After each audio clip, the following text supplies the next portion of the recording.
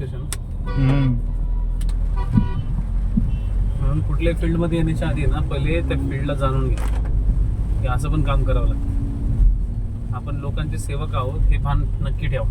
कारण की आता बघितलं ना की पाऊस आहे, एवढा मुसळधार पाऊस, तरी पण पोलीस कर्मचारी तो ट्रॅफिक सिग्नलवरती उभा राहून सगळ्या गाड्यांना मॅनेज करतोय. आणि नेमकं याच वेळेस ट्रॅफिक सिग्नल बंद पडले मुसळधार पावसाच्या वेळेस, तरी पण हे लोक आपलं काम एकदम तत्परतेने करतात.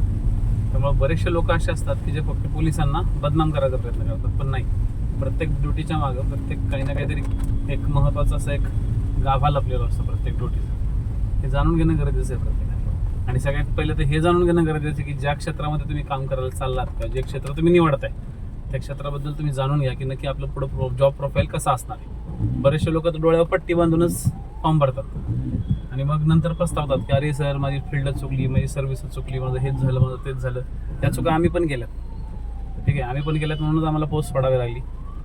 नंतर लक्षात आलं की अरे इथं आपण याच्यामध्ये सूटच नाही होत, आपण इथं सेटच नाही होऊ शकत आहे. लोकांना आज मी शिकवतोय किंवा सगळ्या गोष्टी करतात, लोक मला आज विचारतात की सर तुम्ही कुठली रँक काढली, काय सांगायचं त्यांना.